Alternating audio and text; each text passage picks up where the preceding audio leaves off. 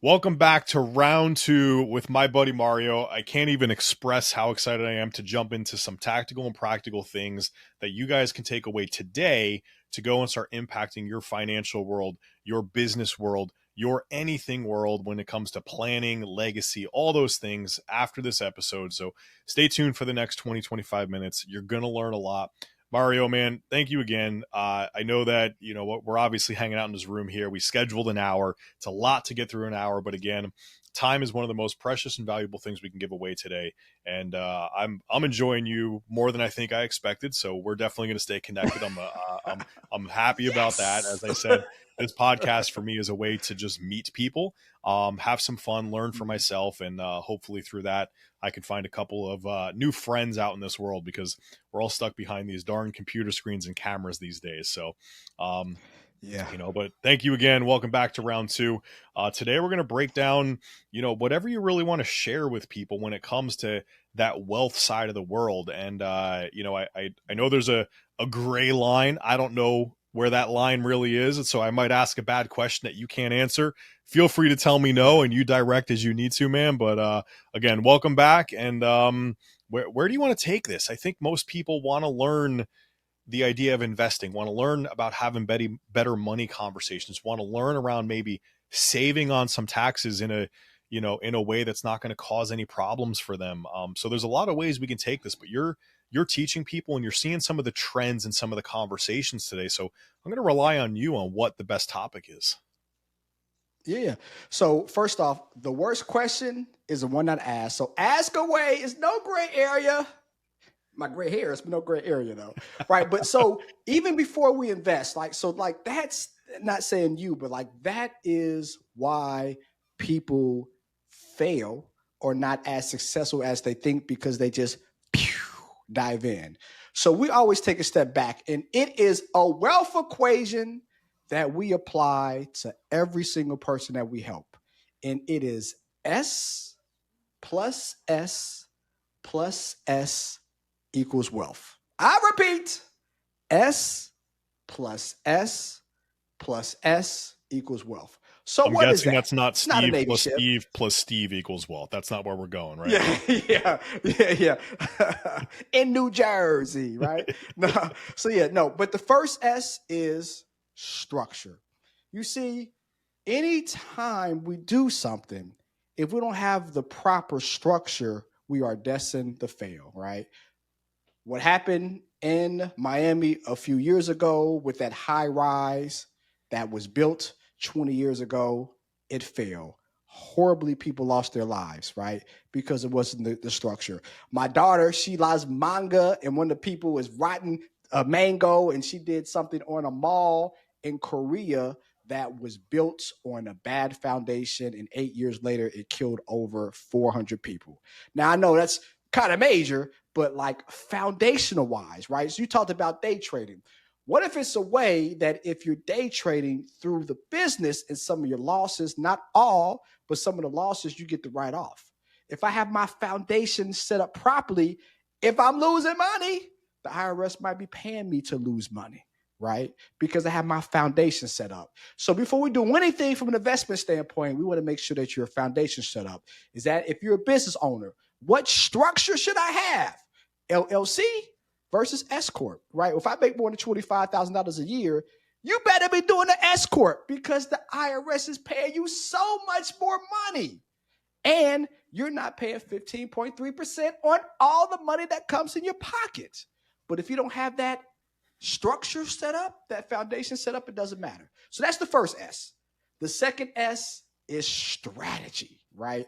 And that strategy is what we do and how we do it. Because we can have all the LLCs in the world, but if you have a strategy, if you don't do things like the Augusta Rule, which we could talk about, if you don't do things like maximizing all your home office deductions, if you don't put all your kids on your payroll, even if they don't get paid, theoretically speaking, you're paying them, but they don't get the money.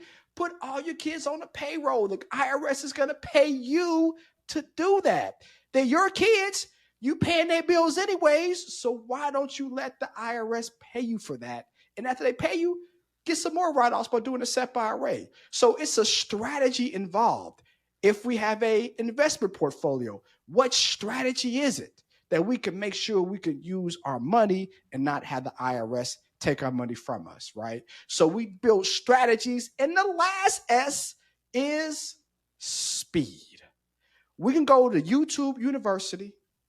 We can do all the courses. You're going to create that great course about day trading, Steve, and we can watch it and take notes and listen to all the audiobooks and do nothing. My most successful clients, and I would probably say my most wealthiest clients as well, they do one thing that my not as wealthy clients do or not as successful clients do. When they get information, speed. They do it. They don't wait 3 months. They don't wait 6 months. They don't wait a year. They do it because time is money. People say time is money, but time is money. We could say, are you familiar with the Augusta Rule? I know I mentioned it earlier, but you familiar with the Augusta Rule? What that I've is? heard the Augusta Rule, and remind me on it. I've gone through it a couple of Okay, times, yeah. but not the details. Yeah. All right, y'all.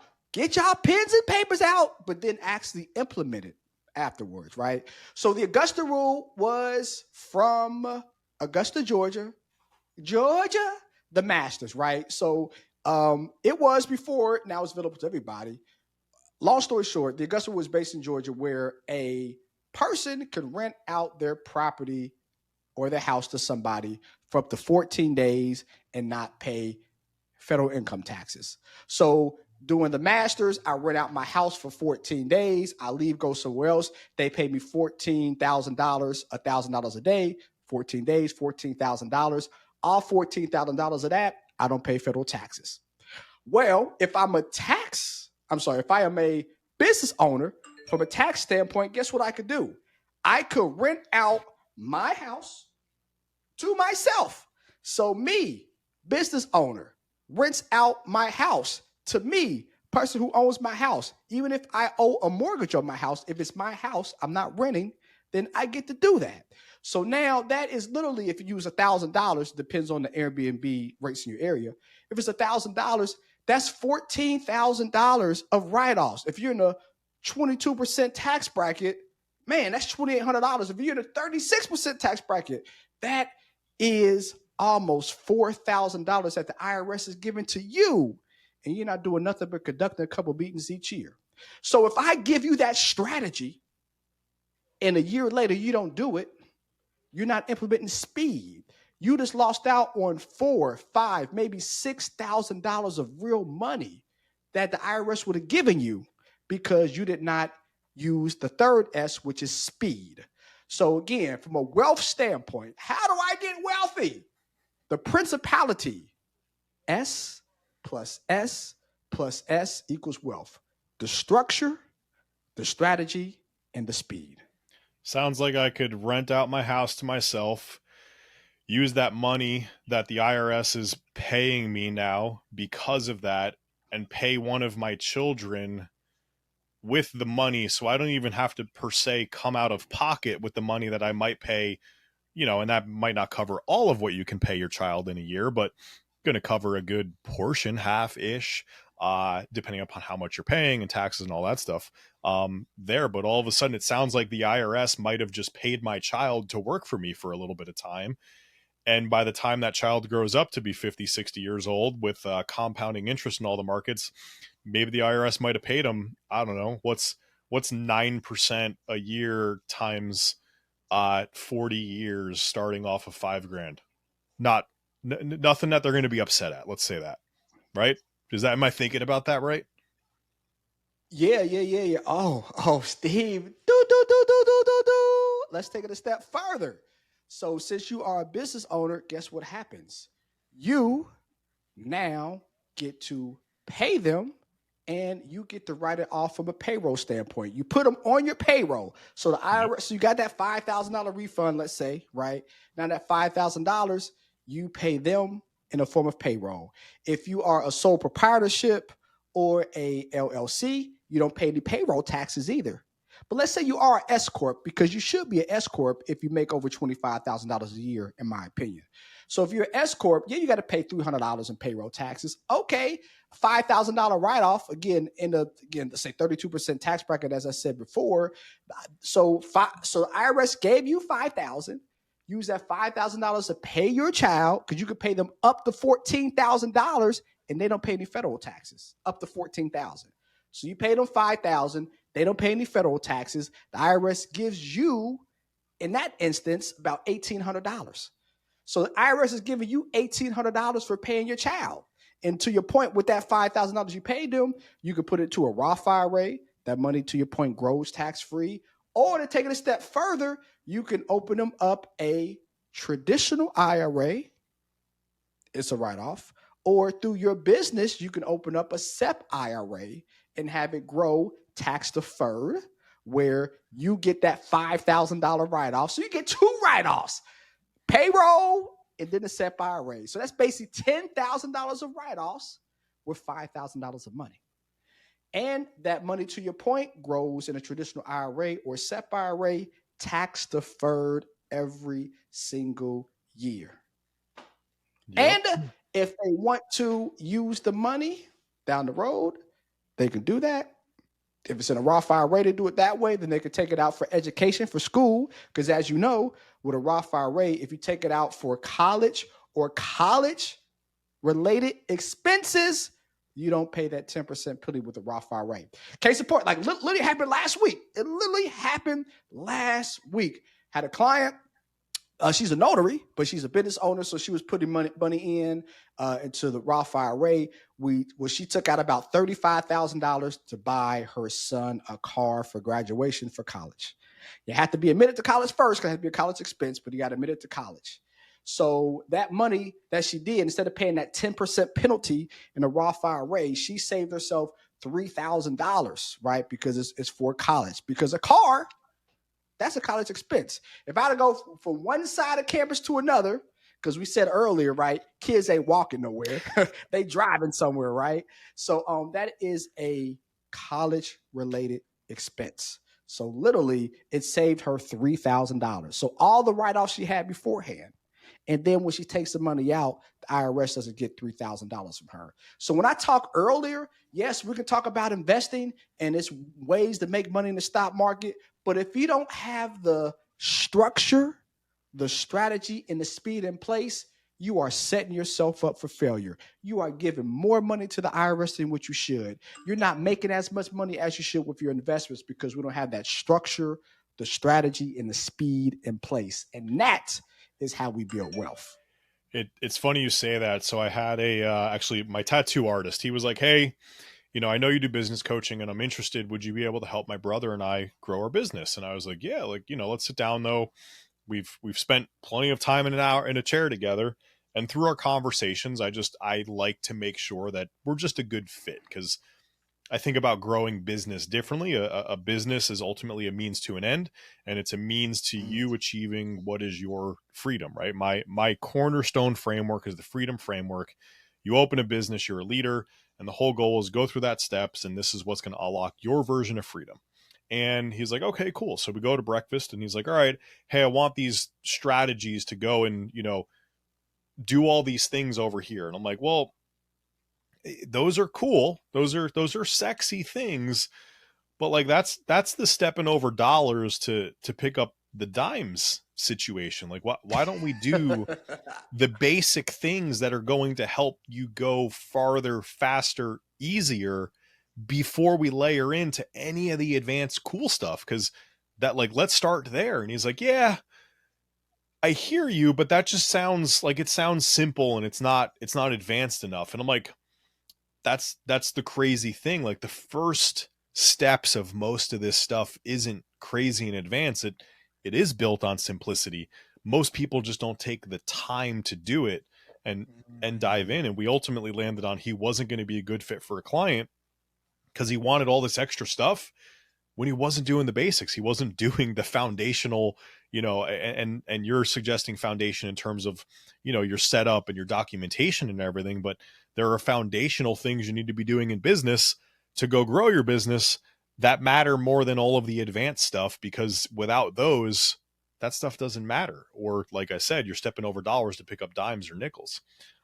So I Yeah. like how you kind of position that, where let's do some of these things. And, somebody listening, you might turn around and say, oh, $14,000, who cares? But when you can turn that $14,000 into, $7,000 of refunds or rebates in your taxes and everything there, and over time with 9%, compounded interest growth, where that money is going to double every, call it 7-ish years in time, like down the road, all of a sudden in 20 years, that 7 grand is now worth 28, $30,000. Like that's a year of college. So Yeah. there's some fun And, things you and, and can think do that isn't crazy. and think about that. So that it's not just like a 1 year. That's every single year, right? If I Yeah. have a child that's one, that's 18 years. So now to your point, in year 20, it's Yeah. $28,000 extra. In year 21, it's 28,000 extra dollars. In year 22, so we talk about generational wealth.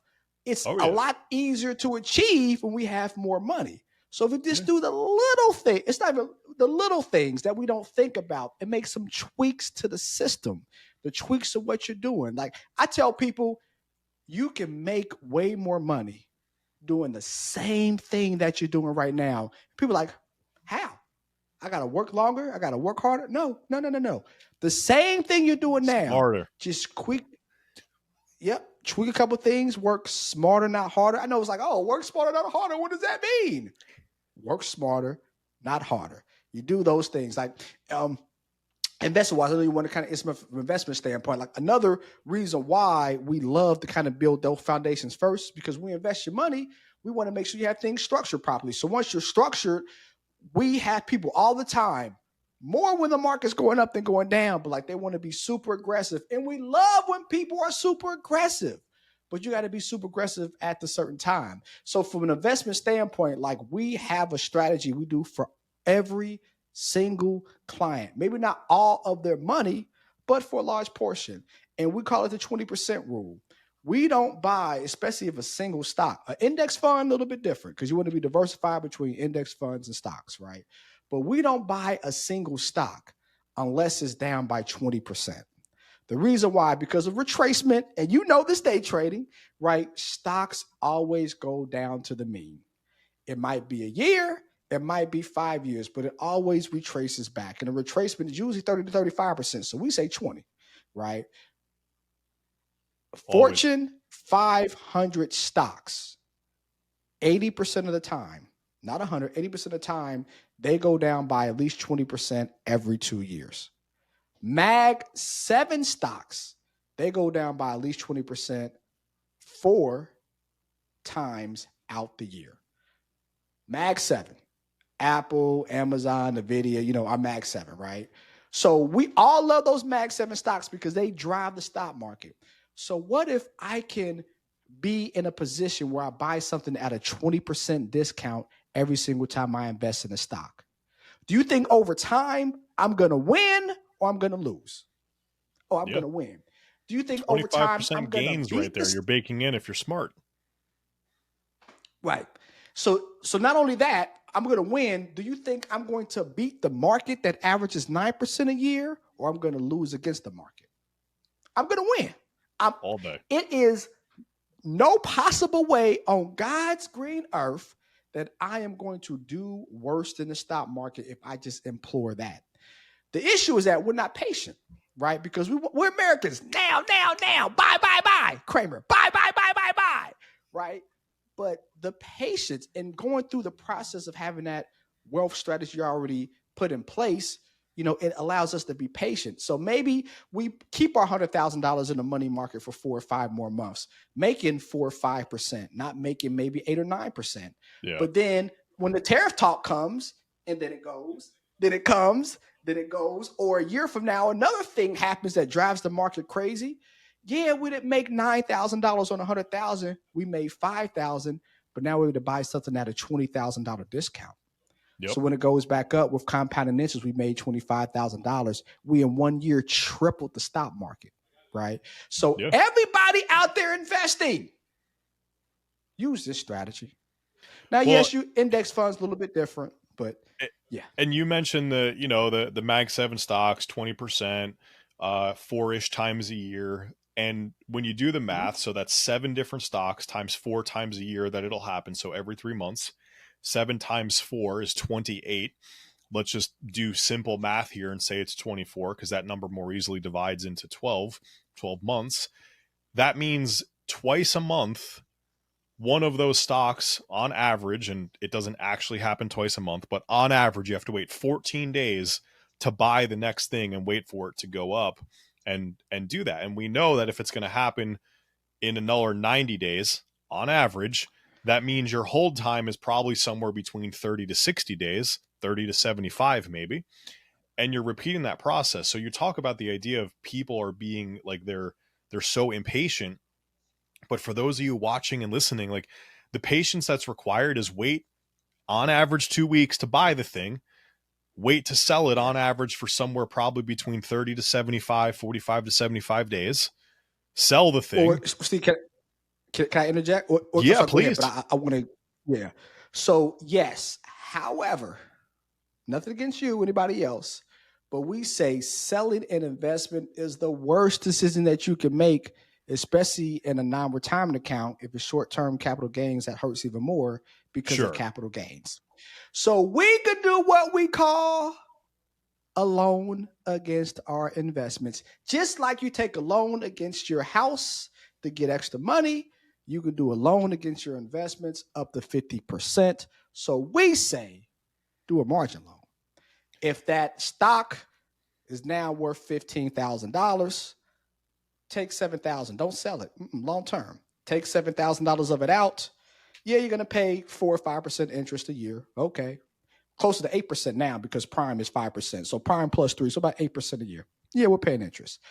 But instead of selling, we're paying Uncle Sam 25% short-term gain, right? So would I rather pay Uncle Sam $25 for the year, or would I rather pay the broker's firm $8? And if I have things structured properly, guess what? That interest I'm paying, it might be a tax write-off if I have that structured. So yeah, I'm paying interest, but I'm getting some of that back on my taxes. So then that money, like you said before, you're holding it, you're waiting, it's in the money market, sitting there collecting money, not as much as the market, but money. And then when that next pullback happens, to your point, do it again. So you are 100% right. I would just say as a caveat, to really maximize everything, to build wealth, instead of selling that stock, do a loan against it. Since we have the structure properly, you are writing off some of that interest. And when one of those stocks, Mag 7 or other stocks you like, go down by 20%, do it all over again. Guys, I'm going to tell you right now, Mario is the real deal because when and the general idea buy and sell, yes, buy, sell, you're paying your interest, all those components. But when you're layering in and we're talking about strategies and things like that, that is the level that you want somebody looking after you, coaching you, and talking to you about your money because that is the difference between a delta of an extra 16, 17, 18% on some of the dollars and cents that are flying around. And I realize 17, 18% sometimes doesn't sound like, what does that mean? Who cares? Per dollar, it's 17 cents. Look at it this way, you're just getting 17, 18, 19% on money. That means that money's doubling every 3, 4 years, right? So if whatever money you're talking about, 100 grand, and on the other side of this tax and whatnot, that's massively impactful for you. Where now all of a sudden we can start doubling that money more quickly. And it, for me, money was always a game. So the fact that you're willing to stand here on this free information and give people that level of stuff, right there, speaks to who you are. So you guys got to go find Mario. Go get in his world, understand what it's about, at least learn from him. He's got free stuff on YouTube. He's got Instagram. He's got a website. Go and spend some time learning from him because that is absolute gold right there. Not many people share those things. So Mario, man, I know we're butting up on time, dude. This was amazing. I wish we scheduled 2 hours of time. But what that means is we're just gonna have to follow up, have some more conversations, spend some more time Of course. podcasting, and find a time to be able to jump in person together and just have a coffee, have a drink, go get a workout in, whatever it might be, and just learn more about each other's worlds. But this has been great, dude. Where can people find you if they want to find you, get some more information, and learn more about how you might be able to help them? Yeah. So my free content for everybody is on YouTube. So my channel is at painfulprofits.com. So PAYNEFUL profits, painful profits. My last name is Payne. So painfulprofits.com. Or you can follow me on Instagram also at painful profits as well. So painful, PAYNEFUL profits.com. If you're old school, go to our website, www.tomesfinancial.com. TOAMS. Tithe, offering, alms, means stewardships is biblical based. Tomesfinancial.com or a website with our coaching and my best selling book and all that fun stuff on our website, The Relax Investor. So the THE, relax, RELAX, investor.com. Mario, thank you so much, man. This has been absolutely amazing. I so much appreciate your time and the information today, dude. Yep. Awesome. Peace.